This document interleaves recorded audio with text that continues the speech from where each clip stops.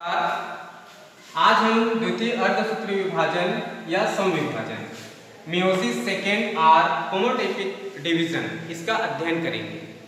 तो ये होता क्या है, जो कोशिका विभाजन है उसमें अंतरावस्था में कुछ समय रहने के बाद जो अगुणित केंद्रक पुनः विभाजित होने के लिए क्या हो जाता है, तत्पर रहते हैं।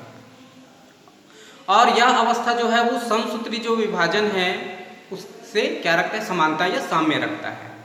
ठीक इसी के कारण जो अगुणित कोशिकाओं की जो संख्या है उसमें क्या होने लगती है, वृद्धि होने लगती है, क्योंकि दोनों अगुणित जो केंद्रक है वो विभाजित होकर चार अगुणित क्या बनाते हैं, केंद्रक बनाते हैं।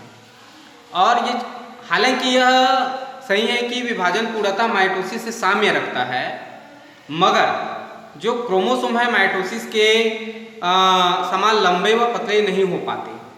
ठीक, क्योंकि कभी कभी तो जो पश्चावस्था होती है उसमें क्रोमोसोम जो है वो दूसरे विभाजन या अवस्थाओं में प्रविष्ट हो जाते हैं, जैसे ट्रिलियम में होता है। क्योंकि जो विभाजन है बिल्कुल माइटोसिस के समान है, तो इसको माइटोसिस के बारे में आप लोग अध्ययन किए हैं। ठीक है, तो इसमें कुछ बातों को हमको मुख्य रूप से ध्यान देना है। ध्यान देने वाली बात ये है कि क्या होता है, इसमें प्रत्येक जो क्रोमोसोम है वो पूर्वावस्था सेकेंड में दो भग्नी गुणसूत्रों के युगल यानी जो सिस्टर क्रोमोसोम है उसके रूप में प्रविष्ट हो जाते हैं और गुणसूत्र जो बिंदु है उस पर जुड़े रहते हैं। और मध्यावस्था में ये क्या होता है, जो सेंट्रोमियर होता है उसके विभाजन के साथ अब तक जो जुड़े क्रोमोसोम है या क्रोमेटिन है वो एकल क्रोमेटिन के रूप में अपने नए जो निर्मित जो सेंट्रोमियर है उसके साथ क्या होता है, पश्चावस्था सेकेंड के विपरीत ध्रुवों की ओर जाने लगते हैं। इसके तुरंत पश्चात जो अंत्यावस्था सेकेंड है वह फिर से कोशिका द्रव्य विभाजन के साथ एक द्विगुणित कोशिका में चार अगुणित कोशिकाओं में विभाजन क्या है वो विभाजित होकर पूर्ण होने पर ये अलग अलग चार अगुणित जो है वो बन जाता है कोशिका। ठीक, इसको क्या कहते हैं, जो कैरियोकाइनेसिस है उसमें जो द्विगुणित कोशिका से चार अगुणित जो कोशिकाएं हैं वो विभाजन पूर्ण होने पर बनती है। इन चार में से दो जो कोशिकाएं हैं जो गुणसूत्रों की संख्या को छोड़कर पूर्णतः मातृ कोशिकाओं के समान बनी रहती है, इन्हें नॉन क्रॉसओवर कहते हैं।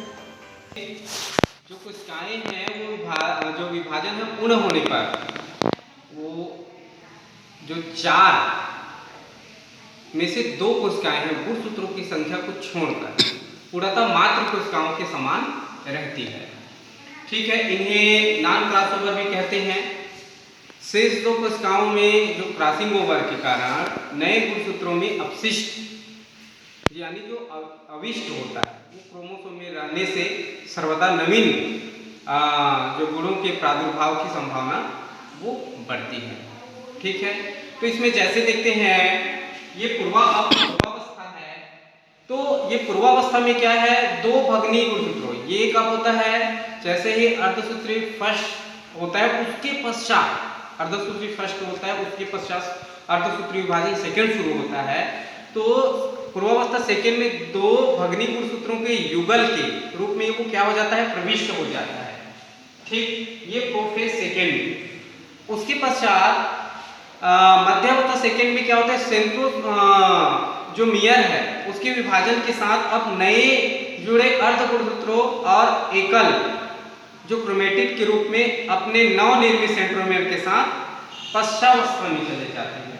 ठीक, ये इसके बाद क्या होता है, जो टीलोफेज अवस्था आती है अंत्यावस्था जिसको बोलते हैं, और टीलोफेज जो अवस्था ये आ गया इसमें चार में क्या उसका है वो बन जाता है, ये विभाजित होता है।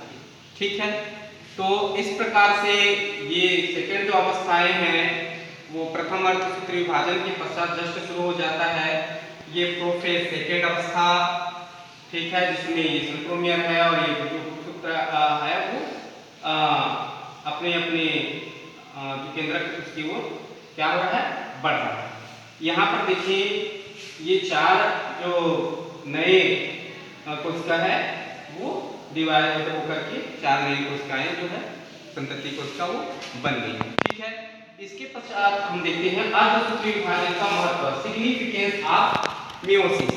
तो अर्धसूत्री विभाजन का महत्व क्या है ये देखेंगे हम।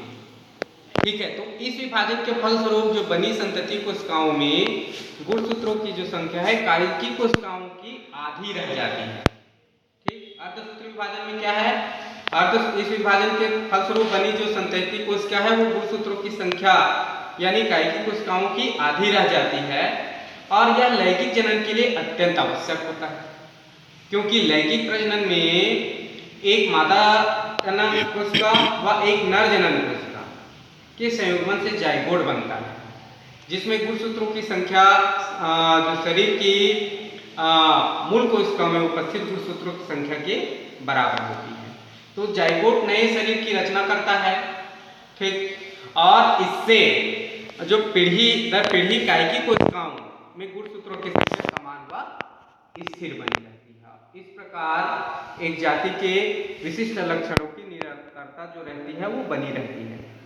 सेकेंड इसका जो महत्व है अर्धसूत्री विभाजन का वो क्या है, प्रथम अर्धसूत्री विभाजन की प्रोफेज है वो डिप्लोटिन अवस्था में क्रॉसिंग ओवर होता है, जिसके फलस्वरूप आनुवंशिक लक्षणों के नवीन संयोग बनते हैं जो जीव विकास क्रम में योगदान क्या करता है, करते हैं।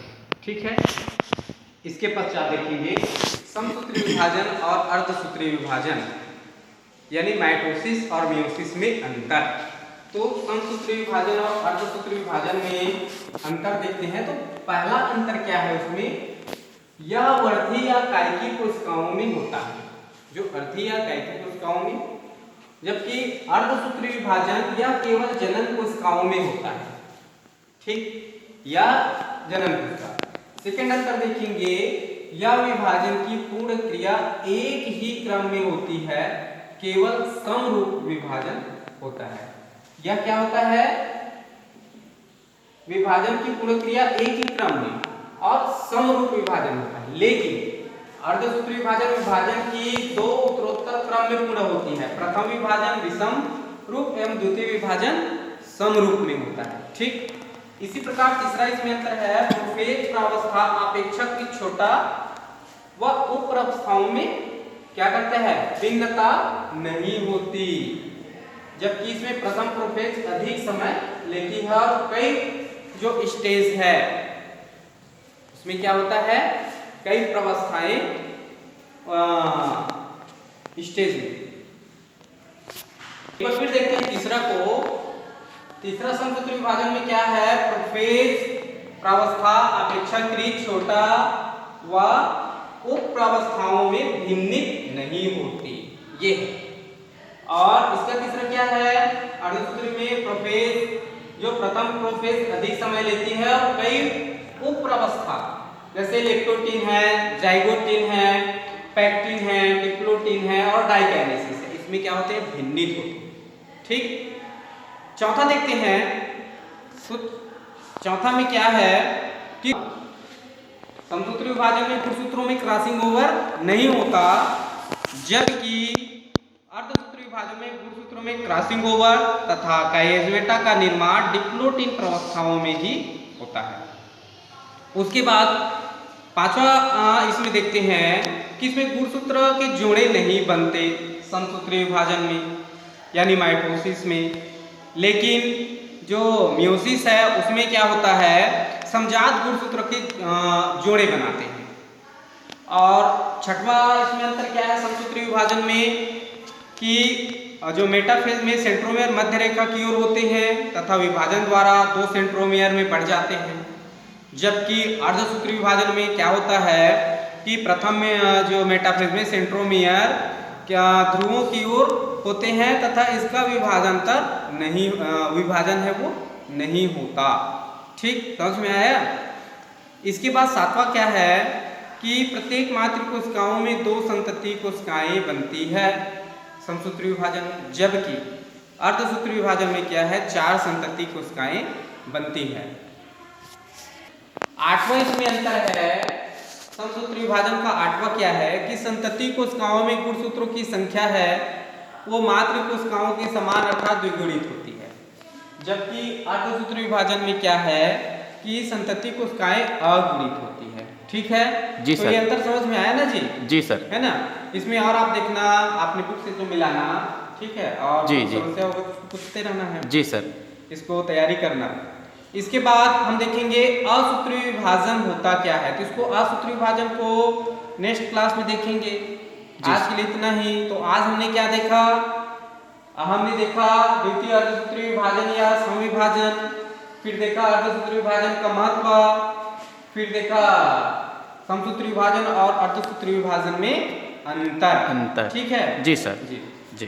तो देखते हैं असूत्री विभाजन एमाइटोसिस ये होता क्या है। असूत्री विभाजन कोशिका विभाजन में भी है।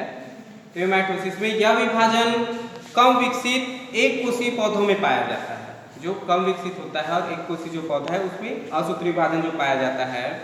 इस विभाजन में और क्या होता है, जैसे केंद्रक तथा कोशिका है, वो जो कोशिका द्रव्य है वो सीधे दो भागों में बढ़ जाते हैं। केंद्रक तथा जो कोशिका द्रव्य है वो सीधे दो भाग में बढ़ जाते हैं। सर्वप्रथम जो कोशिका का केंद्रक लंबा होकर बीच में सकरा हो जाता है और बीच का जो सकरा पन है वो बढ़ता जाता है और अंत में यह दो भागों में टूट जाता है। अतः कोशिका द्रव्य भी टूटकर दो संतति कोशिकाएं बना देती है। इस विभाजन से जो बनी संतति कोशिकाओं का आकार है वो समान होता है और यह विभाजन जो है वो जनकों तथा कवक है, जनक नहीं है, कवक है, तथा शैवालों की कोशिकाओं में ये पाया जाता है। ठीक है, तो जैसे यहाँ पर क्या हुआ, एक कोशिका है, इसमें डायरेक्ट एक सकरा हो जाता है और ये कोशिका द्रव्य और उसका जो केंद्रक है वो विभाजित होकर के दो कोशिका का निर्माण कर लेता है। इसके बाद देखते हैं मुक्त कोशिका का निर्माण, फ्री सेल्स फॉर्मेशन। ये क्या होता है, इस प्रकार के जो विभाजन में केंद्रक सामान्य रूप से विभाजित होता है और नवनिर्मित केंद्रक जो कोशिका भित्ति है के अभाव के कारण एक दूसरे से अलग रहते हैं। इस प्रकार से जो बने केंद्रक का विभाजन बार बार हो करके जो कोशिका द्रव में अनेक जो मुक्त केंद्रक वो वितरित हो जाते हैं।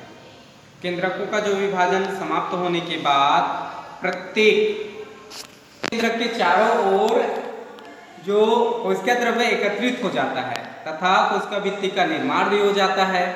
ठीक है, समझ रहे हो ना? जी सर। और इस प्रकार का कोशिका विभाजन जो भ्रूण है उसका सामान्य लक्षण होता है। ठीक है, जो कोशिका विभाजन है वो भ्रूण कोश का सामान्य लक्षण होता है। तो इस पार्ट में आप नोट्स है वो तैयार करेंगे। जी सर। ठीक जी। जी, जैसे कि नेक्स्ट डे पढ़ेंगे। जी सर।